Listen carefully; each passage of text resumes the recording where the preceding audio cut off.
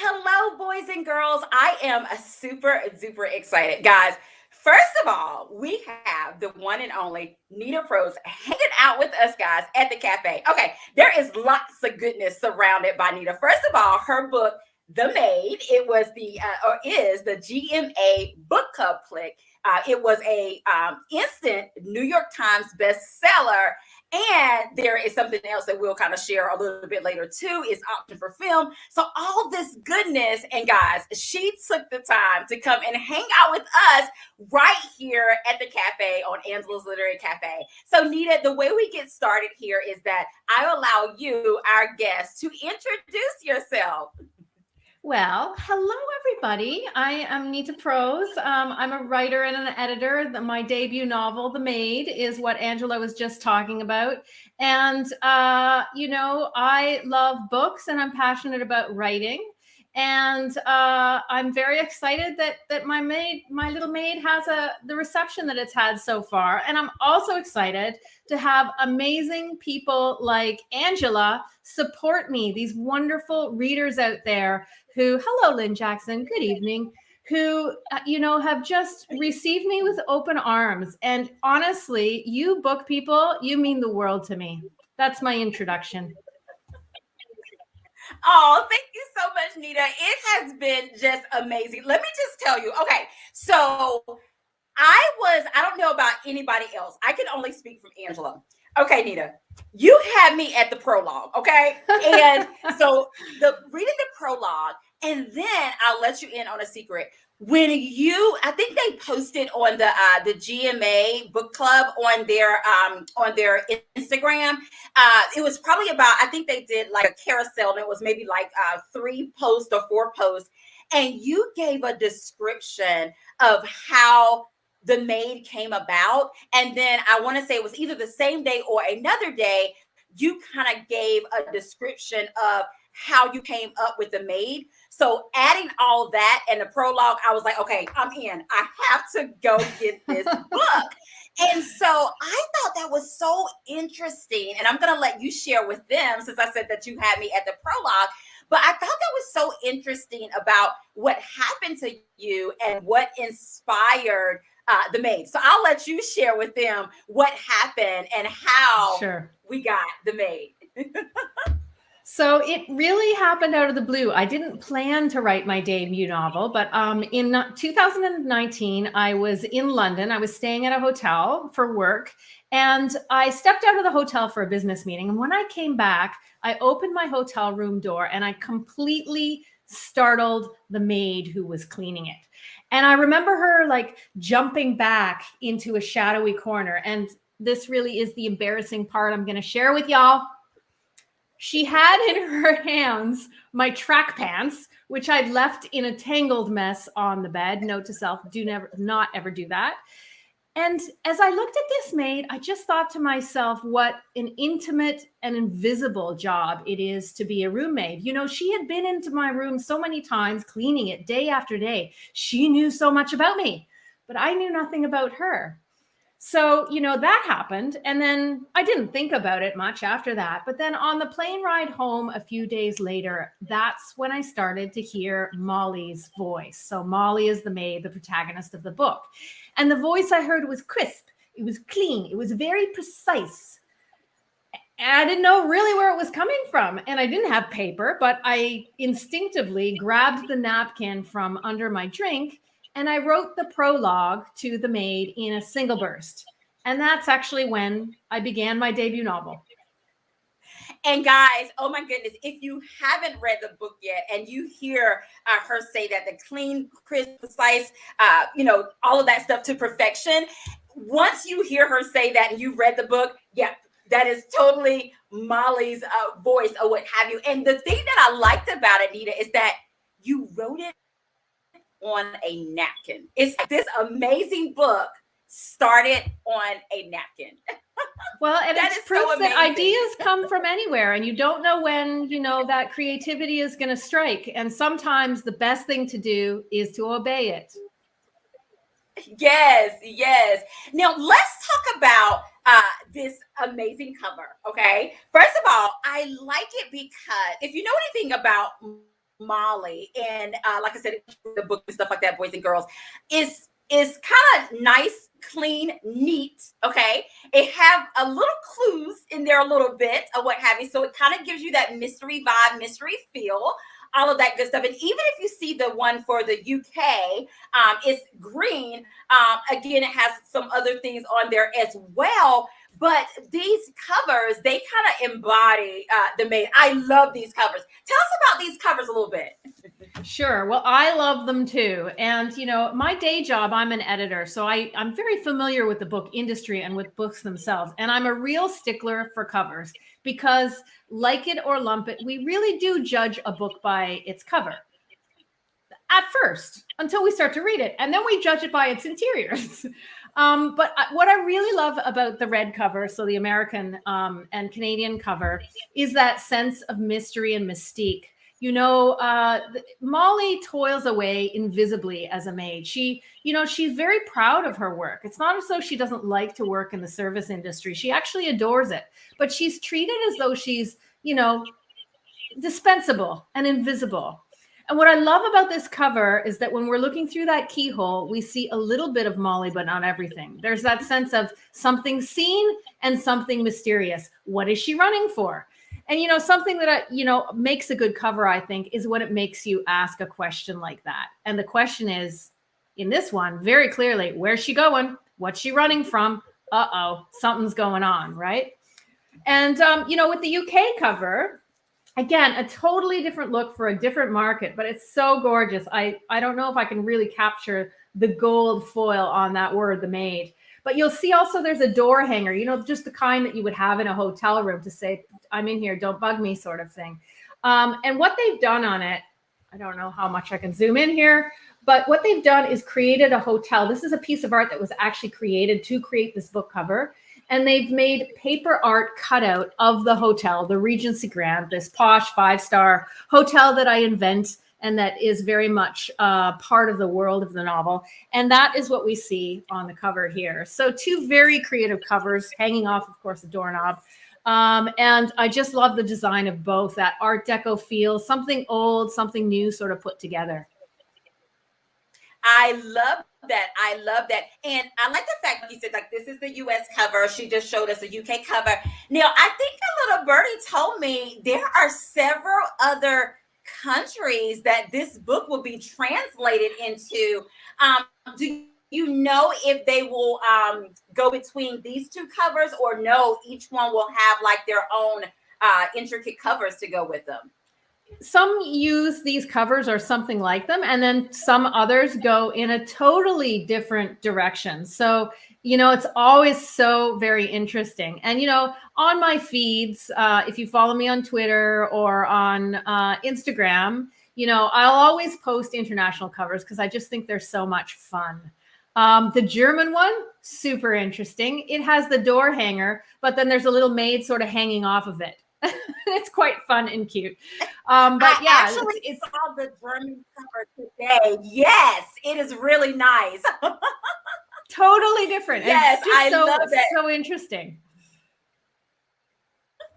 Yes, I love that. I am so excited and proud of you. You probably can tell or what have you, but yeah, I'm so excited about all of the buzz that the Maid is getting. All the different translations as well is just amazing. So, Nita, we have to talk about these characters just a little bit, okay? So, of course, we have Molly Maid, which, of course, guys, she feels like her name is a joke because we all know, the big company, Molly Maid.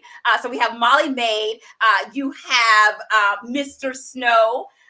You have Gran. Oh my goodness, that even though Gran has passed away, Gran still plays a big part in this story, and she pulls on your heartstring, and it's almost like you just her saying all of that up as well. So we have Gran, and I don't know if it came across this way to you, but the Regency Grand Hotel is a whole character to me.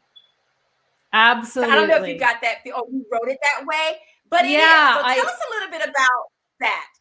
Yeah, I definitely wanted the setting to be as much of a character and to have some of the characteristics of a character. So I think the Regency Grand is a really interesting place because it is like a two-faced person.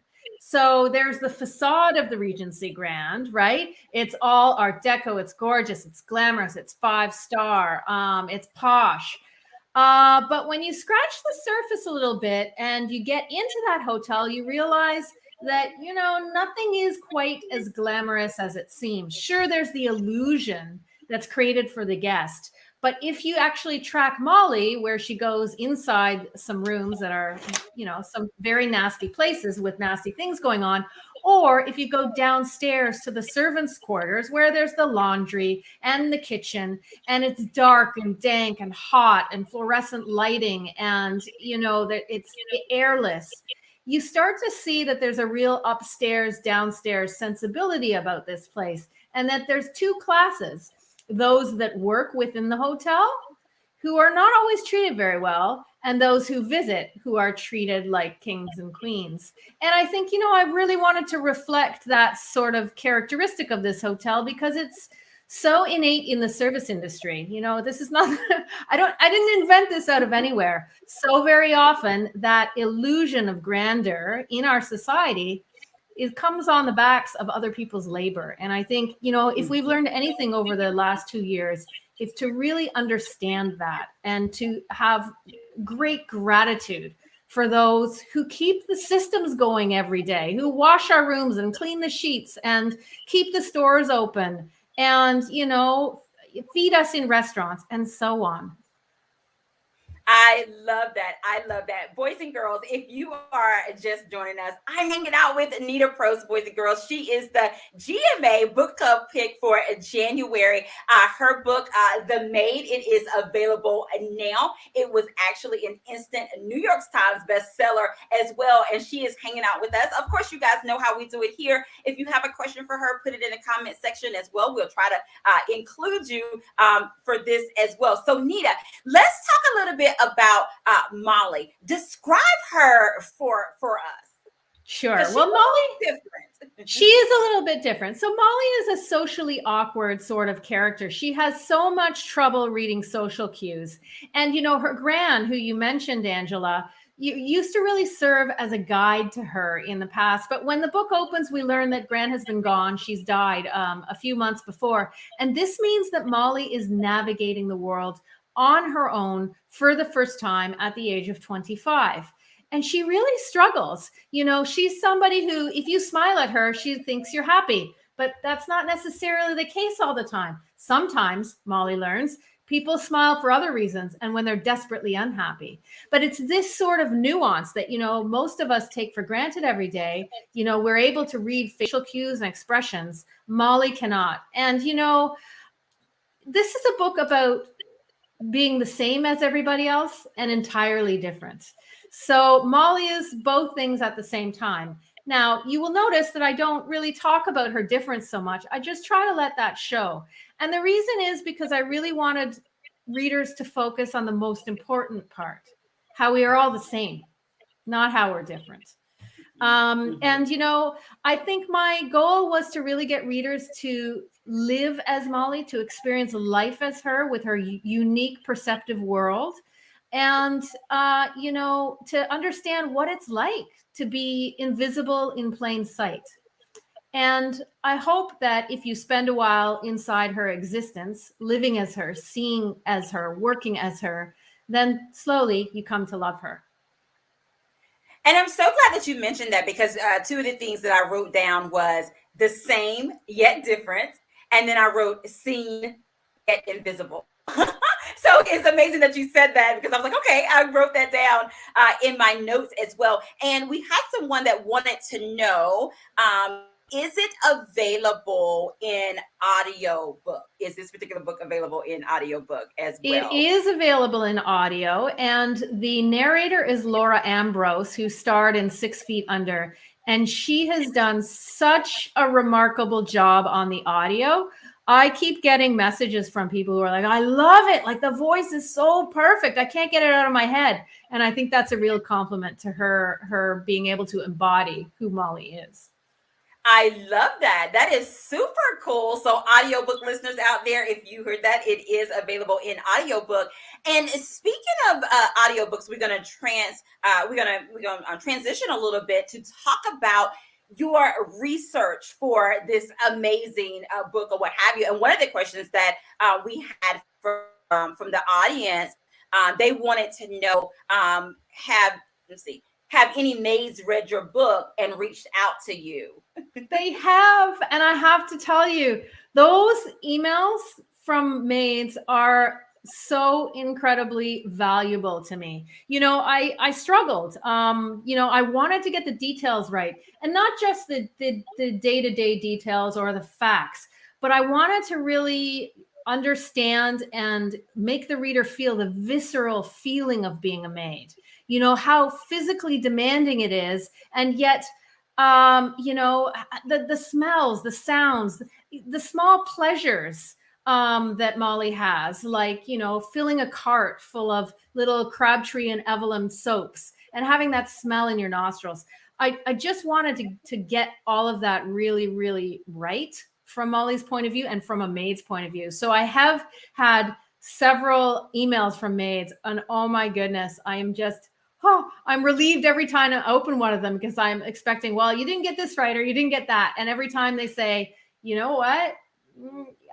I see myself here. I'm like, oh, thank goodness. Thank goodness I did something right. And guys, trust me that once you get inside, the mystery is truly there. And speaking of the mystery being truly there, with Molly being socially awkward, and I kind of got a Amelia Bedelia meets Monk kind of feel, because I don't know if you guys watched the show Monk, but you remember he was like super duper, everything had to be clean and all this good stuff. So I got that feel for, and then I got this Amelia Bedelia feel, because Molly was in some things literal, like if you said things or what have you, or it took her a moment to kind of figure it out, per se, or what have you too. But for that, how important was it to you to give that type of individual a voice in a story? Does that make sense? What I'm asking? Yes, I think it was very important.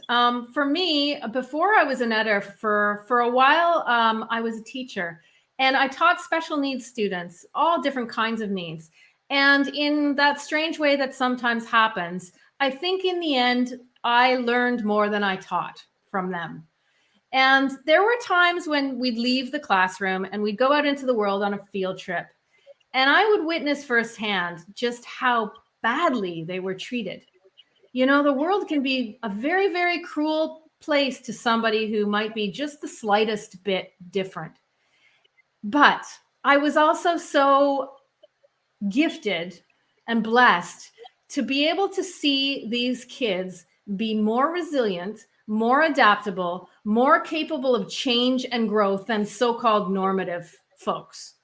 And that impression has never, ever left me. So something that was really important in my creation of Molly was slowly over time having the reader see that while she may be very vulnerable in some senses, in other senses, she has more strength than mostly anybody I know. She is strong. She is resilient. She appears to be a lamb, but she is a lion. I love that. I love that. And we had a question. They wanted to know, would you say that the character of Molly is autistic coded? She's a character who would never be able to get properly diagnosed, because she's one of these people who's fallen through the cracks, and this is not uncommon. She lives, in relative poverty. She's never had a life that's full of luxury. And I think this happens. This happens to a lot of people. And so that was important to me, to signal that to the reader, but not put a giant label on her forehead. And the reason for that is because I wanted, as I say, the reader to go in with no preconceptions about her. I wanted, for the reader to discover over time who she was without going in and saying, oh, she is this, she is that. I know what this is. And so therefore, I know all about this character. No, I wanted it to be a slow process of discovery and for you to actually, be put into her position and her viewpoint so that, over time you could build empathy towards her. I love that. I love that. And boys and girls, if you are just joining us, I'm hanging out with Nita Prose, guys. She is telling us about her debut novel, The Maid. And Nita, are you ready to read just a snippet, just a little bit to wet their whistle, not giving anything away? Guys, you're in for a treat. I sure can. So, I talked before about, writing the prologue in a single burst on a napkin and how that came to me really out of nowhere. So I think I'll read the prologue. I am your maid. I'm the one who cleans your hotel room, who enters like a phantom when you're out gallivanting for the day. No care at all about what you've left behind, the mess, or what I might see when you're gone. I'm the one who empties your trash, tossing out the receipts you don't want anyone to discover. I'm the one who changes your sheets, who can tell if you slept in them and if you were alone last night or not. I'm the one who straightens your shoes by the door, who puffs up your pillows and finds stray hairs on them. Yours? Not likely. I'm the one who cleans up after you drink too much and soil the toilet seat, or worse. When I'm done with my work, I leave your room pristine. Your bed is made perfectly with 4 plump pillows, as though no one had ever lain there.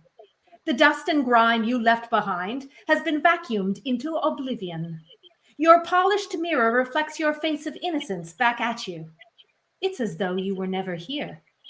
It's as though all of your filth, all of your lies and deceits have been erased. I am your maid. I know so much about you.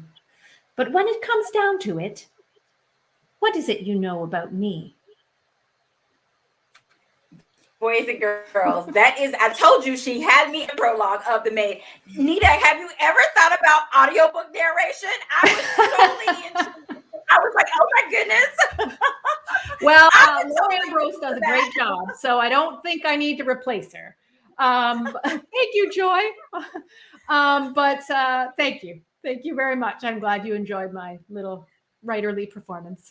I love that, guys. The Maid. I told you she had me at the prologue. You just heard the prologue as well. And so we know that you are a novelist now. Of course, you are an editor. When you are not writing or editing or assisting other authors in the publishing arena, what can we find Nita doing? Well, I'll say it's a little busy these days between both of those roles. But as a person like everyone else, I've got my hobbies and my things. I've got a little dog here who's snoring on the couch. And, I love to salsa dance and I love to read. Just like Angela, just like a lot of you out there, I'm a huge reader. I love to talk about books, which is why I'm here and enjoying every second of it. I love that. I love that. Well, Nita, here at the cafe, of course, we have to play a round of this or that. Let me just tell you, okay? There's no wrong answer. It is all things according to Nita Prose. Are you ready? I'm ready. All right. Okay. First up, Columbo or Matlock? And if you read the book, you know a little bit about Columbo. But Columbo or Matlock? Well, obviously, Columbo. 100%. Columbo's the best. I mean, he needs to dress a little better, but if you cleaned him up a bit, he'd be great. Yes. Okay. Audiobook or podcast? Oh, I say podcast. I'm a traditionalist. I really love a print book more than anything in the world. So I like to, listen to a podcast when I'm cooking or cleaning or something like that. Yeah. I love it. Yes, podcasts are like amazing. I know I have some that you save them in your favorites or what have you, so you can just all that good stuff. Okay, now how is it where you are? The weather? I know it's kind of cold here. We've been getting some wintry mix, all that good stuff. Is it cold where you are? It's just brutal. I have been digging myself out of snowbanks for days. I just finished cleaning like the snow around my house today. I've been digging myself out for 3 days. So there you go, people. It is, a very glamorous life that writers lead. digging out their own snow and all sorts of things like that. I love that. And speaking of cold weather, okay, this is the next one. Chili or soup? Homemade chili, homemade soup. Ooh, oh, homemade soup. I think homemade soup. Okay. Yes. All right. Now, here on the cafe, Nita, you ready for this? We have to know. Are you team tea or team coffee? Oh my goodness, I'm so team tea. I mean, I love both. But, part of this book, it's all, tea is a major thing. Gran and Molly have a ritual, and it mirrors a ritual that my mother and I had. Tea was our thing.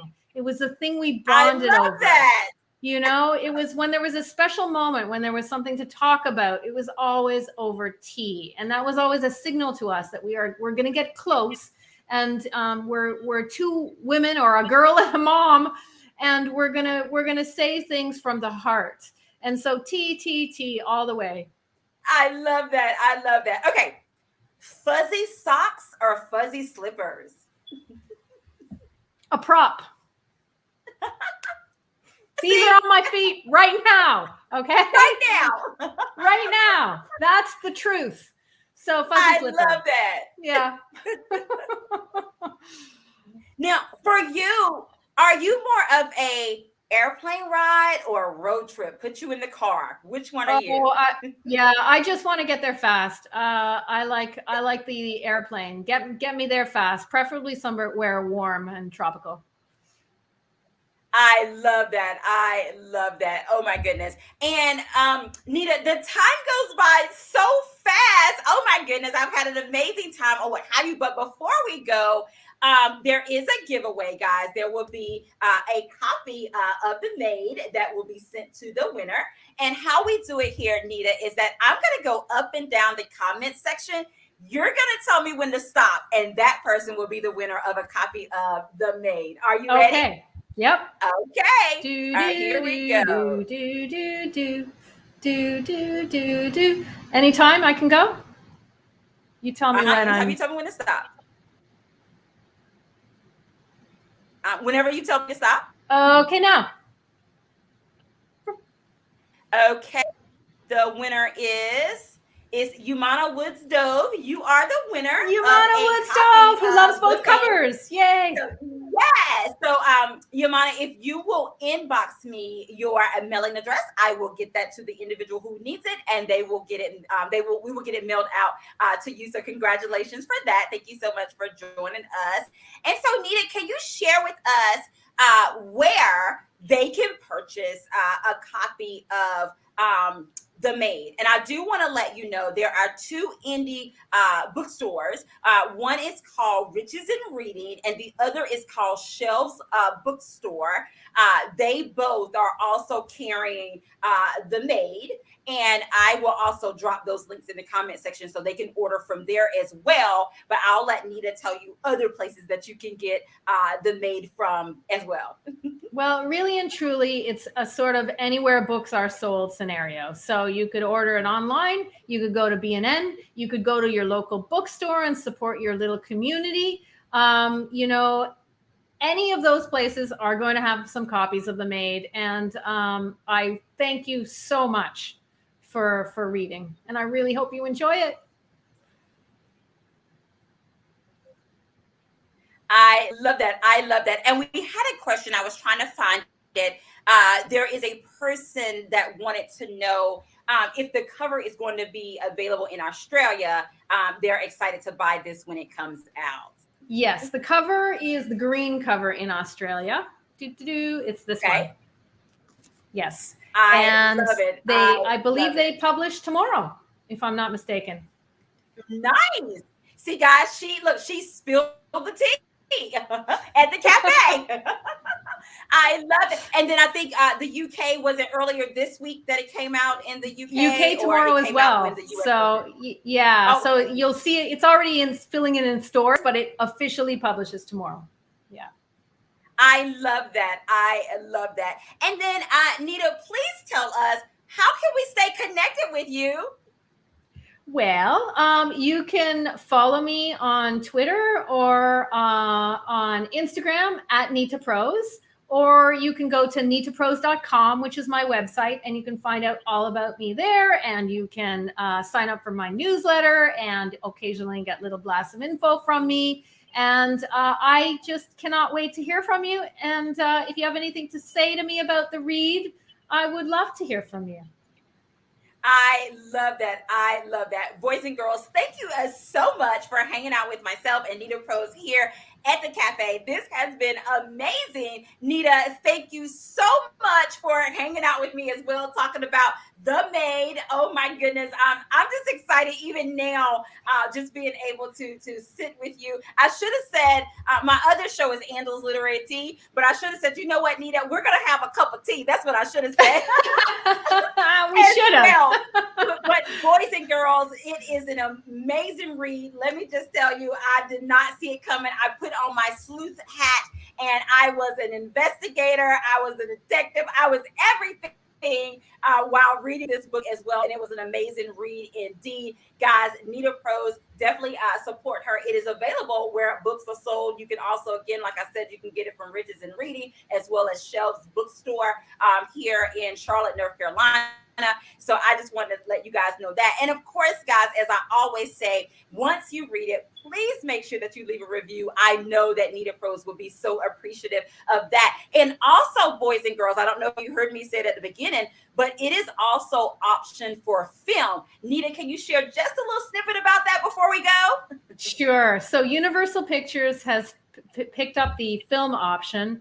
And Florence Pugh, the Academy Award nominee who was in Black Widow and Little Women and Midsummer, is set to star as Molly the Maid. And so there's lots of more things brewing on that front that I cannot talk about, but I will say I'm tremendously excited about the prospect of seeing the Maid on film. I love it. I love it. Well, congratulations on all the success that The Maid is getting. I am so proud of you and so excited for you as well. Guys, that's our show, Angela's Literary Cafe. We'll see you next time. And as I always say, have an amazing day because we're having an amazing day. And I'll see you next time. Bye, guys. Bye, everyone.